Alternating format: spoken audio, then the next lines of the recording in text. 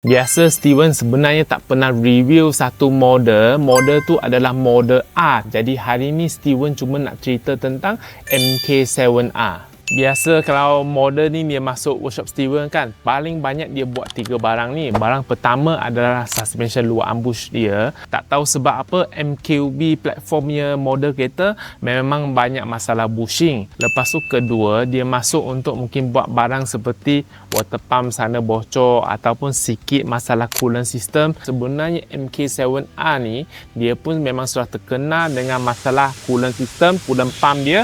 Sebab coolant pump ni sebenarnya termostat dia adalah jenis elektronik. Lepas tu yang masalah ketiga, biasa masuk workshop Steven pun mungkin buat yang regular service. Ada yang panggil Golf ni dia panggil Rabbit. Sebab Rabbit tu kan dia kecil, lepas tu dia laju kan, laju dan lintah. Jadi MK7R ni kalau contohnya kita buat tuning sikit, engine pun tak manja mana, dia pun senang nak jaga. Lepas tu yang tuning, kalau ada yang buat sampai tukar hybrid turbo pun ada yang cuma sekadar yang light tune, mungkin sekadar stage 2 ataupun stage 1 pun senang dapat horsepower dengan newton meter. Sebenarnya Steven rasa harga kereta ni untuk masa hadapan mungkin akan naik. Kalau contoh kita compare macam Civic Type R yang model lama kan, kalau kita sekarang tengok kereta tu standardnya sampai sekarang harga masih agak keras. Kalau bayangkan macam MK7R ni lepas 10 tahun, kalau kereta tu masih standard lagi, Steven percaya mungkin harga body kereta ni pun agak keras juga.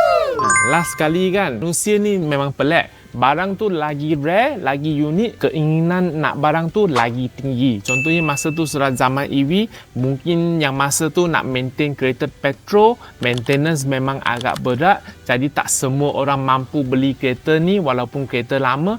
Sebab itulah Steven kenapa cakap mungkin harga kereta ni akan naik ataupun maintain sana.